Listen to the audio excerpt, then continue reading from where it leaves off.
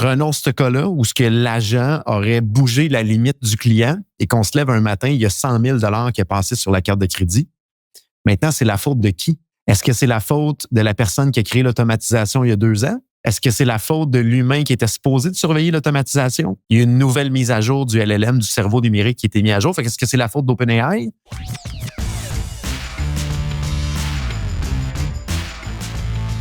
Donc, bienvenue au podcast Hypercroissance en mode discussion d'affaires. Et si vous avez écouté le dernier épisode, vous savez maintenant que les seules entrevues qu'on va donner sur le podcast vont être des discussions avec Jonathan et d'autres intervenants où on va avoir des discussions davantage business sur les réalités du moment. Mais les entrevues avec des entrepreneurs, c'est maintenant quelque chose du passé. Après plus de 300 épisodes, Jonathan, est-ce que tu crois que on avait fait peut-être le tour avec des entrevues lundi avec certains entrepreneurs? Toi-même, tu étais venu sur le podcast d'ailleurs. Oui, exactement. Mais je pense, honnêtement, chapeau, Antoine, d'avoir interviewé autant de gens et autant de belles personnalités au niveau d'affaires au Québec. C'est sûr qu'il y a une limitation de la quantité de gens qu'on peut rencontrer. Il y a probablement plein d'entrepreneurs qui auraient voulu venir sur le podcast, qui auraient peut-être eu des bonnes choses à compter. Mais personnellement, moi, je suis rendu à un niveau où je veux entendre des choses autres que des expériences qui sont sur 5, 10, 15, 20 ans, mais des choses peut-être un peu plus d'actualité. Donc, moi, je suis tout à fait positif par rapport au spin, Antoine, que tu décides pour le podcast à l'heure actuelle. Et chapeau d'en avoir fait autant parce que du côté de la personne qui interviewe, c'est beaucoup de calories mentales à répliquer d'une fois à l'autre. Donc, ça prend une persévérance incroyable pour interviewer autant de gens. Donc, chapeau à toi, Antoine, d'avoir duré aussi longtemps. Ben écoute, ça faisait longtemps que j'en parlais. J'ai été un peu lent en début d'année sur l'exécution, tout ça. Je me posais beaucoup de questions. On avait testé la formule un peu débat. Puis finalement, je me rends compte que ce que j'aime le plus faire, c'est soit discuter avec toi ou d'autres amis à moi du monde des affaires. Également, j'en ai parlé sur un podcast récemment. Je vais faire beaucoup d'épisodes solo. Je teste cette approche-là. Je suis un grand fan présentement des petits podcasts, 8-15 minutes, très tactiques que tu peux écouter rapidement le matin. Fréquence plus élevée durant la semaine, mais consommable très facilement. Que des fois des plus longs podcasts. Donc, bref, on va tester le tout, mais ce qui est certain, c'est qu'on garde notre formule du jeudi, Jonathan. Et là, j'avais quelques projets, ou plutôt quelques sujets pour toi aujourd'hui. J'aimerais commencer avec Salesforce. Tu sais, toi et moi, on parle beaucoup d'intelligence artificielle récemment. On parle des gros joueurs, les OpenAI. Récemment, on parlait de l'acquisition qu'ils ont fait de IO. On parle très souvent également de ce que Google fait. Mais comment l'intelligence artificielle peut s'intégrer au-dessus en deuxième niveau, en deuxième layer, qu'on pourrait dire en anglais, avec des entreprises tech déjà. Et je trouve que Salesforce est un bel exemple en ce moment qui suit la vague et même, je dirais, un leader dans l'environnement SaaS. Donc, Salesforce, tout récemment, a fait l'acquisition de Informatica pour 8 milliards de dollars. Donc, essentiellement, Informatica, c'est une organisation qui se spécialise dans la création d'agents, donc dans l'agentique. Si vous n'aviez pas suivi ce que Salesforce avait fait récemment, ils ont même un événement qui se nomme AgentForce. Donc, ils sont très, très orientés en ce moment sur aider leurs clients, qu'ils soient des clients CRM, des clients vente, des clients Slack également, parce qu'on se rappelle, Slack appartient à Salesforce, d'intégrer de plus en plus de l'agentique, des agents IA à ce qu'ils font.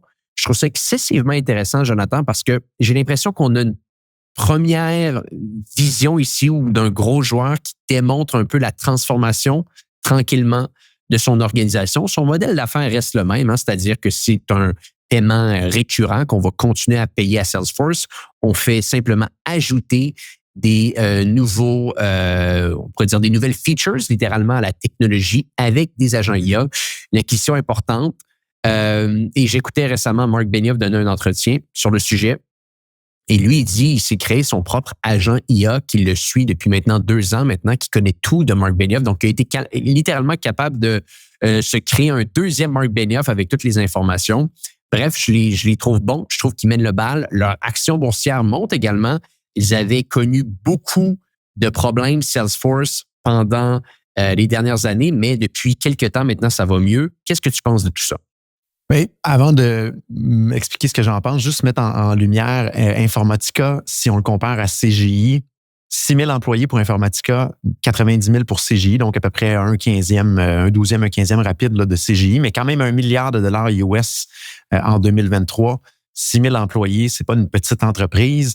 Et c'est là qu'on voit vraiment que Salesforce essaie de trouver tous les moyens d'être devant le client ou directement chez le client, les deux mains dans les projets un peu plus custom et non d'être juste en format SaaS, parce que c'est un peu ça, Informatica, c'est un peu plus du custom que simplement vendre des licences au final.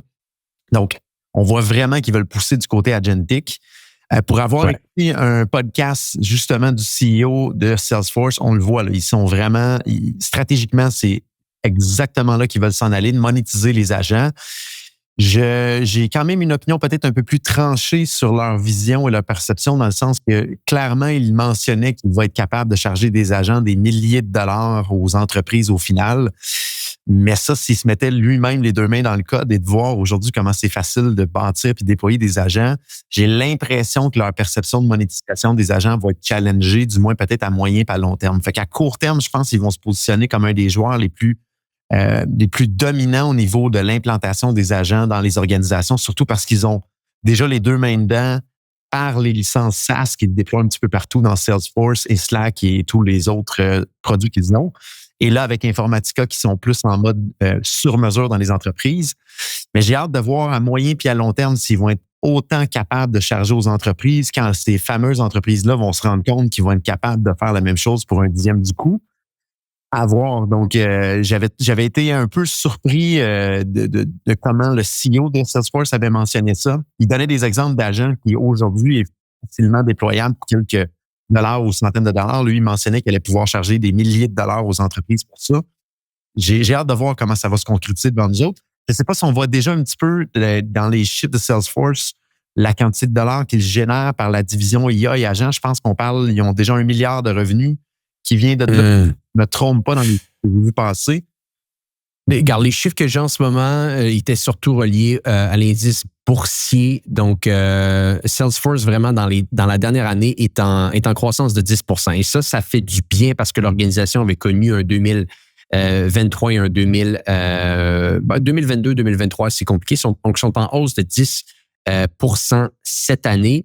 En termes de revenus, peut-être que je pourrais faire des petites recherche là-dessus pour savoir exactement combien de revenus ils sont capables de générer par rapport à l'IA. Mais ce que je peux dire, c'est que globalement, si on regarde le premier trimestre 2025, Jonathan, qui s'est terminé au 30 mars, Salesforce a généré 9,83 milliards de dollars en croissance de 7 % sur l'année dernière, un petit peu plus de bénéfices nets qui ont été générés, 1,54 milliards de bénéfices nets qui est en croissance de 0,5 %. Donc, écoute, une organisation quand même qui est capable de générer de la croissance, mais pour les revenus spécifiquement reliés à la division IA, je vais essayer de te trouver ça par la suite. J'ai les données live, Antoine, grâce à l'IA, exactement, oui. Pour l'année financière qui a fini en janvier 2025, donc c'était 900 millions US de revenus annuels récurrents pour le Data Cloud et les produits d'intelligence artificielle, dont Agentforce, qui est et Einstein, qui sont leurs deux produits phares derrière tout ça. Donc, ils auraient, en avril 2025, donc il y a un mois et demi, franchi le cap du milliard US de revenus annuels récurrents. Encore là pour Einstein, Agentforce, Data Cloud et l'IA. Donc, ils ont signé 5 000 contrats au niveau d'Agentforce. Ils ont 3 000, dont 3 000 qui sont déployés en version payante à l'heure actuelle. Donc, ça va que s'accélérer, je pense, devant nous autres. Donc, ça représente 1/10 à peu près des revenus à l'heure actuelle. On va pouvoir le suivre dans les prochains trimestres. Moi, je pense que ça va devenir 50 % des revenus en l'espace probablement de 18, 24, 36 mois. Il y a tellement de valeur aux clients avec ça. Moi, je prédis, par contre, dans 2, 3, 4 ans, ils vont grandir très, très, très vite en revenus, mais à un moment donné, ils vont se faire challenger par des outils probablement qui vont coûter un peu moins cher que qu'est-ce qu'eux vont avoir déployé. Et là, ça va challenger un peu leur structure de revenus. D'après moi, c'est ce qui va arriver. Encore là, c'est une opinion. Je n'ai pas de boule de cristal, mais je pense que c'est ce qui va se dessiner devant nous. Moi, je pense que ça prouve que tout ce qui est intelligence artificielle et les agents, on est là. Tout le monde en parlait que 2025, ça allait être l'année des agents. On est même pas à mi-année 2025 et ça bouge tellement partout, là. Et Salesforce en est un exemple qui est très concret et qu'on peut voir les chiffres, là. Exact. Et je pense que 2 choses là-dedans. De un, l'acquisition, je trouve, témoigne, bien entendu, cette accélération-là au vu de l'intégration d'agents dans leurs différentes solutions, que ce soit dans Agentforce, mais que ce soit dans d'autres choses également qu'ils sont en train de faire. Mais également, je pense qu'en deuxième temps, si on regarde le volet un petit peu plus financier, même si ils peuvent avoir surtout des objectifs de revenus reliés à ça, j'aurais tendance à croire qu'en ce moment, ces acquisitions-là sont davantage faites dans un contexte défensif pour se protéger de grands joueurs qui pourraient venir et lancer des solutions de la sorte et faire en sorte que ton CRM du jour au lendemain peut être copié dans le temps de le dire.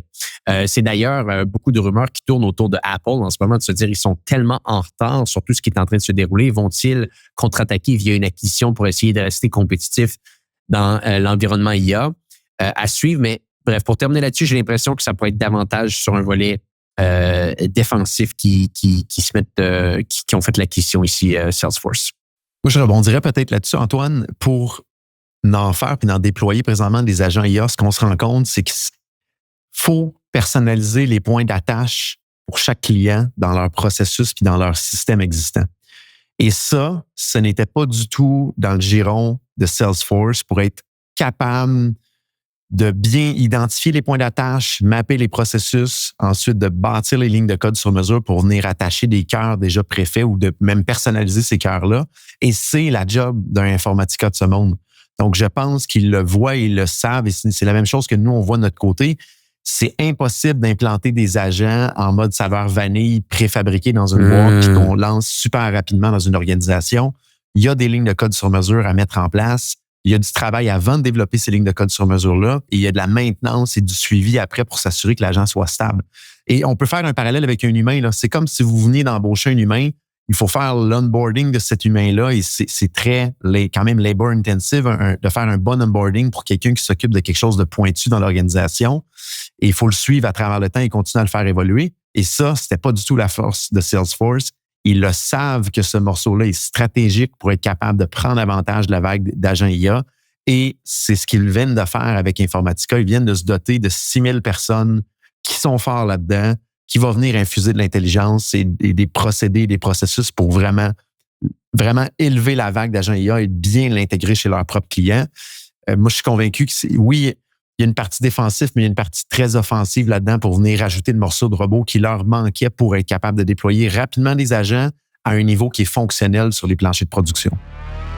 On fait une petite pause sur l'épisode en cours parce que je veux vous poser une question. Est-ce que, comme moi, les tarifs américains vous font peur? Eh bien oui, les tarifs sont maintenant à nos portes et on doit se retrousser les manches. On doit trouver des façons d'aller générer de la croissance malgré les bâtons qu'on se fait mettre dans les roues. Et c'est pour ça qu'aujourd'hui, je veux vous parler de Hello Darwin. Hello Darwin, c'est une organisation qui vous permet d'aller chercher toutes les subventions dont vous avez le droit. Et vous savez quoi? Des subventions concernant l'exportation, il y en a des tonnes au Canada. Il y en a une nouvelle Cannes Export qui revient sur le marché et l'équipe de Hello Darwin est capable de faire tout le travail administratif pour vous. Allez vous chercher l'argent, le mettre dans votre compte en banque et vous permettre de continuer à aller chercher cette croissance ou plutôt cette hyper-croissance. Et l'équipe de Hello Darwin est un partenaire depuis très longtemps maintenant du podcast. Et la raison pour laquelle on les aime autant, c'est qu'ils sont capables de vous trouver l'argent qui va être capable de vous permettre de débloquer la prochaine étape, la prochaine croissance, la prochaine expansion de votre organisation. Allez les voir au go.hellodarwin.com/hypercroissance et obtenez 10% de rabais en travaillant avec eux. Donc, je le répète, go.hellodarwin.com/hypercroissance. Et le plus beau dans tout ça, c'est qu'Hello Darwin vous garantit littéralement qu'ils vont être capables d'aller vous chercher l'argent en subvention. Et si ça ne fonctionne pas, ils vont vous rembourser ou vous payer la différence. Donc, c'est sans risque. Allez les voir, go.hellodarwin.com/hypercroissance. Ils font le travail pour vous pour aller vous chercher vos subventions et contrer ces fameux frais de douane. De retour à l'épisode en cours. Et Salesforce peut se le permettre dans l'optique où est-ce qu'ils ont des clients qui sont de très, très grande envergure. Ce n'est pas simplement du SMB ici que tu viendrais d'intégrer quelque chose de très personnalisé qui serait quasiment impossible à légitimiser en termes de prix. Quand tu as des très gros clients qui sont dans le enterprise et des énormes entreprises mondiales, là, ça peut s'intégrer peut-être un petit peu plus facilement. Je rebondis à un autre point qui venait à mon attention, Jonathan. On en a parlé quelques fois. Explosion législative autour de l'IA aux États-Unis. Donc, juste pour donner un petit peu de contexte aux gens qui nous écoutent aujourd'hui, qui est quand même assez intéressant. Donc, on commence tranquillement à voir de plus en plus d'États, spécifiquement aux États-Unis, qui essayent d'intégrer des législations autour de l'IA parce que ça ne vient pas du gouvernement fédéral. Et bien entendu, chaque État essaye de bâtir leur propre législation. Donc, juste pour donner du contexte, à la fin février 2025, il y avait déjà 781 textes ou observations, propositions législatives qui avaient été proposées aux États-Unis, État par État, contre 743 pour l'année précédente au complet de 2024. Pourquoi j'amène ça à ton attention aujourd'hui? De un, on l'avait vu venir. Ça, je prends les États-Unis, je pense que ultimement, chaque pays va suivre. L'Union européenne a déjà davantage, déjà beaucoup plus intégré en termes de discipline concernant l'IA au moment où on se parle. Ma question pour toi maintenant, si certaines de ces législations-là venaient à être approuvées État par État, est-ce que le gouvernement, sachant que, si on prend notre exemple au Québec, on a eu de la misère à aller collecter des taxes Facebook avec le gouvernement et tout ce qui a trait à la technologie, ça finit toujours en chaos. Je ne connais pas exactement le niveau de sophistication américain, mais je ne peux pas croire que c'est tellement plus élevé que ce qu'on voit au Canada. Est-ce que l'État est bien prêt à venir créer des législations autour d'une technologie aussi puissante qu'une intelligence artificielle? Et si oui, comment ils peuvent vraiment s'y prendre? Moi, je pense qu'ils ne seront jamais ni bien prêts, ni bien équipés, peu importe le gouvernement, mais on n'a pas le choix. Il faut bouger sur un paquet de trucs. Autant au niveau sécurité, on a vu, il y a beaucoup de législation par rapport à la sécurité des données, qui est la base un petit peu, entre autres, de l'intelligence artificielle, l'utilisation des données. Mais après ça, il y a un paquet d'items qu'il faut qu'il y ait des lois. Par exemple, on parle des deepfakes. On a vu beaucoup de projets de loi passer ou de réglementations par rapport à ça, d'interdire de faire des deepfakes et d'amener ça dans un cadre où ce que les gens n'auront pas ni le désir d'en faire ou ni l'avantage d'en faire au final sans subir les conséquences, parce qu'on pourrait avoir des graves conséquences à des deepfakes. Fait qu'il y a vraiment beaucoup, je pense, de différents items législatifs que les gouvernements doivent bouger. Je suis curieux de voir dans ce que tu as vu passer dans les dernières semaines, s'il y a des choses qui ont plus attiré ton attention que d'autres sur ces fameuses lois-là qui sont en train d'être potentiellement écrites, les projets de loi ou les lois qui ont été signées, là. Ben, je te dirais qu'il n'y a pas une loi en particulier qui a davantage capté mon attention parce que tout revient sensiblement aux mêmes choses et j'utilise des termes ici. On veut protéger les citoyens contre les abus de l'IA sans freiner les avancées. On veut ultimement tout de même favoriser une collaboration avec les États pour une cohérence nationale. Donc, c'est souvent ça qui se passe aux États-Unis, c'est-à-dire que chaque État voit les choses de manière un petit peu différente. Et ultimement, les deux termes qui reviennent beaucoup, c'est protection et innovation. Parce que un autre point qui est important de mentionner, c'est que le gouvernement fédéral, en début d'année, a signé un décret comme quoi qu'il voulait être les leaders mondiaux en intelligence artificielle. Et ils doivent être... Parce que l'Union européenne a agi et a une narrative qui est très différente là-dessus, qui est davantage dans un contexte de prévention que d'innovation et de domination à tout prix. Les États-Unis, c'est différent ici. Ils sont entrés dans une guerre, on pourrait le dire ainsi, expliquée et dit clairement face à la Chine pour savoir qui allait être le premier en intelligence artificielle. Donc, d'un côté, ils disent ça, mais d'un autre côté, les États veulent essayer de créer un maximum de législation là-dessus. Donc, j'aurais tendance à dire qu'il va y avoir beaucoup de clashs qui vont se mettre en place parce que le nouveau gouvernement américain est pro-AI. Littéralement, si vous écoutez un discours que J.D. Vance a donné en Europe en début d'année, je pense que c'était en février, il donnait ça à l'entièreté des gouvernements européens qui étaient sur place et c'était une conférence sur l'IA. Et il mentionnait spécifiquement que l'Union européenne n'avait pas une bonne vision par rapport à tout ça et qu'on devait venir dominer l'intelligence artificielle et arrêter de mettre des bâtons dans les roues à nos entreprises avec des mauvaises législations et des mauvaises règles. Donc, tu vois, d'un côté, tu as cette narrative qui provient du gouvernement fédéral et de l'autre côté, bien entendu, tout le monde veut essayer de créer des législations pour leur État. Donc, à voir comment tout ça va se mettre en place, j'aurais tendance à croire, mon instinct me dit qu'avant qu'on ait des réelles règles politiques qui soient mises en place dans un pays comme dans un autre, il va se passer un premier drame, un peu comme ce qui s'est passé en 2016 après les élections américaines, où est-ce qu'on a vu une Russie s'interférer un petit peu avec tout ce qui se déroulait. Et là, du jour au lendemain, Facebook, ils sont devenus les grands méchants garçons et on a intégré tout ce qui était privatisation des données, protéger le citoyen en général. Mon instinct me dit que ce sera à un moment comme ça qu'il va y avoir beaucoup plus de pression pour réintégrer ces règles-là. Et jusqu'à temps qu'on se rende à ce, entre parenthèses, drame, il va y avoir une course entre la Chine et les États-Unis pour savoir qui va gagner la bataille. Mais bon, écoute, à suivre, c'est toujours des points qui vont rester dans l'actualité, ça c'est clair. Et si je ramène plus dans nos propres entreprises, Antoine, je pense qu'on a une réflexion, puis il y a des choses qu'il va falloir qu'on mette sur papier. Je vais te donner un exemple. Dans ta propre entreprise, ce qu'on entend souvent comme catastrophe, c'est les limites au niveau des budgets publicitaires qui peuvent être faits dans une journée sur une plateforme. On a tous entendu dans les entreprises marketing, quelqu'un n'avait pas mis la limite au bon niveau, puis on se relève le lendemain, puis il y a un 50 000 ou un 100 000 qui était... Voilà, ça arrive à tout le monde. Là, parce que l'humain est dans la loupe, puis l'humain, à un moment donné, a pas pris assez de café le matin, puis il n'a pas mis la bonne limite, puis on se lève, puis il y a 50 ou 100 000 qui étaient facturés par exemple, Meta. Qu'est-ce qu'on fait? On l'absorbe, on le facture au client, puis après ça, c'est la faute à qui dans l'organisation? Est-ce qu'on doit donner un avertissement au joueur qui a fait cette erreur-là ou on le met à la porte? Tu sais, qu'est-ce qu'on fait avec ça?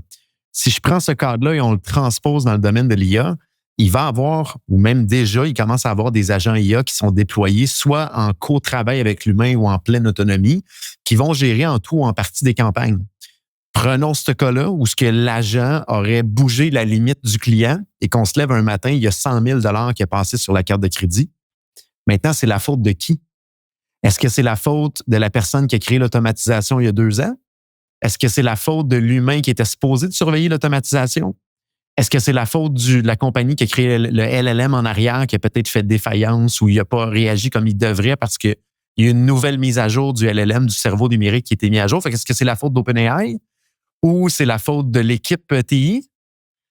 Donc, dans ce genre de cas-là, il va falloir réfléchir dans nos organisations entre les agents qui sont pleinement autonomes et ceux qui sont en aide aux humains, de définir qui est responsable de quoi. Parce que si un humain utilise un agent IA pour être plus rapide, plus efficace, mais que l'agent IA cause un problème dommageable, est-ce que c'est l'humain qui était responsable, qui travaillait en co-travail avec cet agent-là, qui va prendre la responsabilité, il va peut-être se faire mettre à pied? On a sérieusement une réflexion à avoir et des choses à mettre par écrit dans nos organisations de ce qui s'en vient devant nous, là. Ça, selon moi, c'est dans un deuxième temps, parce que je pense que tu as raison, mais avant qu'il y ait une adoption de la sorte, j'ai l'impression que les premières législations vont surtout être sur la sécurité des données. À qui a-t-on le droit d'intégrer dans un agent LLM ou quoi que ce soit des informations qui proviennent d'une discussion et que par la suite, on veut en créer peut-être une intelligence spécifique? J'aurais tendance à croire que ça va être davantage le premier pas et par la suite pourra s'intégrer d'autres législations dans le futur. Mais selon moi, ça ne sera pas pour tout de suite. Ça va prendre du temps. Et ça va prendre du temps. Il va falloir que les choses brisent avant. Bon, on suivra le tout. Je continue peut-être un petit peu. Jonathan, tu me disais juste avant le début du podcast, tu t'es fait challenger à l'interne, là, dans le sens que toi, t'aimes l'IA, tu veux l'intégrer un petit peu partout dans tes opérations, mais là, est-ce que c'est bon pour l'environnement? Est-ce qu'on augmente considérablement notre empreinte carbone avec tout ça? Dis-nous tout. Je pense que ça vaut la peine d'en parler parce qu'on va tous se faire challenger en tant qu'entrepreneur par notre gang sur c'est quoi notre politique d'utilisation de l'IA par rapport au côté vert, au côté environnemental. On passe beaucoup le message d'où ce qu'on s'en va avec l'intelligence artificielle, la gestion du changement. Et là, effectivement, souvent, le côté environnemental remonte à la surface. Tout a débuté un petit peu avec la fameuse vague de Starter Pack. Si vous êtes sur les médias sociaux, vous l'avez vu, tout le monde se faisait des petits bonhommes en format Starter Pack. Et là, il y a eu beaucoup de gens qui se sont révoltés à dire, savez-vous qu'est-ce que ça coûte environnementalement parlant d'utiliser l'IA pour quelque chose qu'on n'utilise pas réellement au final. C'est juste pour notre propre utilisation et notre propre amusement personnel. Et là, ça a enflammé un petit peu les discussions. Ça a généré une discussion, je dirais, à peu près d'une 30aine de minutes avec des gens dans l'organisation ici. Et ce que j'essayais de mentionner aux gens, c'est qu'effectivement, il faut regarder le côté négatif de l'intelligence artificielle. Qu'est-ce que ça apporte comme impact sur l'environnement? Donc, généralement, c'est la construction des centres de données pour la puissance de calcul, l'entraînement des modèles et après ça, l'énergie requise pour faire rouler ces modèles-là. Donc, ça, c'est une première chose. Et de voir comment ça va être amélioré à travers le temps. Donc, on voit il y a de plus en plus de projets qui roulent sur de l'énergie un peu plus renouvelable ou un peu plus verte. Là, par exemple, le nucléaire, même si ça a une très mauvaise publicité, en réalité, c'est probablement une des énergies les plus vertes qui existent à l'heure actuelle. Si c'est bien encadré niveau sécurité et qu'il n'y a pas d'événements comme on a eu il y a longtemps de ça à Tchernobyl et au Japon un peu plus récemment. Maintenant, ce que je mentionnais à l'équipe, c'est qu'il ne faut pas oublier l'autre côté de la médaille.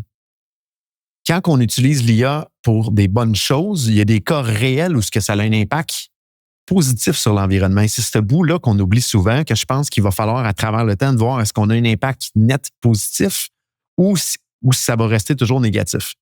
Puis je donne quelques exemples en chiffres qui sont sortis à travers le temps, que j'ai réussi à documenter, que je trouve intéressant, peut-être de partager aujourd'hui. Et ça se promène un petit peu dans tous les sens, mais c'est quand même un impact environnemental au final. Je donne un exemple par rapport à l'agriculture, au niveau des pesticides et l'engrais, qui est un gros enjeu environnemental. Et la compagnie John Deere et Climate Corp ont travaillé ensemble pour utiliser des capteurs et des modèles prédictifs pour mieux conseiller les agriculteurs sur les dosages exacts au niveau des semences, des engrais et des pesticides. Et à date, les tests qu'ils ont faits, c'est une baisse de 15 à 20 de l'utilisation d'engrais chimiques et de la réduction des pollutions des nappes phréatiques. On s'en va au niveau transport en commun en Chine, à Hangzhou, qu'ils appellent un petit peu le City Brain. Ben, c'est un outil qui s'appelle City Brain, excusez-moi, qui provient de la firme Alibaba. Maintenant, ils analysent en temps réel le trafic routier dans la ville pour ajuster dynamiquement tout ce qui est les feux de circulation. Et jusqu'à date, ça a baissé de 15 % les émissions de CO2 et ça a baissé également de 20 % le trafic et les embouteillages au final. On peut se transposer au niveau, par exemple, du PS qui ont lancé le projet Orion, donc On-Road Integrated Optimization and Navigation. Au final, 10 à 15 % de distance de moins parcourue par jour par unité mobile. C'est 100 millions de litres de carburant présentement qu'ils sauvent aux États-Unis. Donc, c'est une diminution très significative au niveau des émissions de gaz à effet de serre et de la pollution qui est faite. Donc, il y a beaucoup de cas qui sont recensés que ça l'aide l'environnement, puis on pourrait se promener dans d'autres zones, même par exemple au niveau de replanter des zones forestières. Microsoft, avec leur division AI et la Earth Map qu'ils ont, ils ont cartographié des forêts qui étaient dégradées, qu'ils ont fait des recommandations pour replanter des hectares. Et ça a donné un projet, entre autres, au Pérou, ce qu'ils sont en train de replanter 5000 hectares qui nécessitaient une intervention, qui n'était pas cartographiée. Et grâce à l'IA, ça a sorti de manière plus efficace, plus automatique. Donc, on se promène autant agriculture que le côté arbres et forêts, autant sauver des litres de carburant. On voit de plus en plus des exemples concrets de l'intelligence artificielle qui fait une différence positive, nette sur l'environnement, bien que ça allait consommer de l'électricité et qu'il y ait eu un centre de données qui a été construit derrière tout ça. Je pense que si on se projette dans 20, 30, 40 ans, il va y avoir un grand gain net. Et on le voit aussi que les grands de ce monde, les Microsoft, les Google et compagnie, ont tous un objectif de devenir net zéro. Si on regarde Microsoft et Google, de mémoire, c'est 2030. Et même Microsoft, d'ici 2050, veulent effacer toutes les traces qu'ils ont fait depuis la naissance de Microsoft en termes d'émissions de gaz à effet de serre et de pollution. Donc, ils veulent même retourner en arrière en termes de pas juste être net zéro, mais de revenir net zéro à l'inception initiale de la compagnie. Tout le monde bouge dans cette direction-là. Donc, oui, effectivement, je pense à court terme, il y a un impact négatif. Là, c'est à nous, individuellement, commun des mortels, à pas l'utiliser juste pour générer des petits bonhommes qu'on va mettre sur les réseaux sociaux. Mais je pense à moyen et long terme, il va y avoir un net positif qui va se dessiner. Je ne vois pas d'autre option que ça au final, là. Ouais. Puis c'est un point qui est tellement intéressant parce que tu amènes le point de des changements climatiques, de l'environnement globalement, mais il y a également le point de l'énergie. Et c'est là que je pense que le Canada a un gros coup à jouer. Parce que pour bâtir des modèles d'intelligence artificielle, on a besoin énormément d'énergie. On va en avoir besoin de plus en plus à travers le temps. Et c'est là qu'on est quand même bien positionné. Juste pour donner un petit peu de contexte, le Canada, au moment où on se parle, est au sixième, c'est le 6e producteur mondial d'énergie primaire. 7e rang mondial de production électrique au total. 2e rang mondial en hydroélectricité et 4e plus grand producteur de pétrole au monde. Donc, si ultimement on est capable de transformer le beau pays qu'on a en une machine qui est capable de générer encore plus d'énergie, et beaucoup d'énergie propre dans ce qu'on crée, peut-être qu'on peut être même un joueur encore plus important dans cette course à l'IA dans les prochaines années. Et ça, je pense que c'est un autre point de discussion qui mérite d'être abordé, c'est de se dire à quel point qu'on peut générer encore plus d'énergie dans les prochaines années pour faire partie de la vague ici. Je te propose, Antoine, d'en faire un autre podcast là-dessus, parce que je pourrais en parler longuement. Je pense que ça va nous nuire, notre position. Donc, je suggère qu'on en parle dans un autre podcast avec le temps rendu vite. Intéressant. Bon, dans ce cas-là, parfait, Jonathan, ça sera pour un prochain podcast. Eh bien, pour les gens qui nous écoutent, on se dit à bientôt pour un prochain épisode de Discussion d'affaires.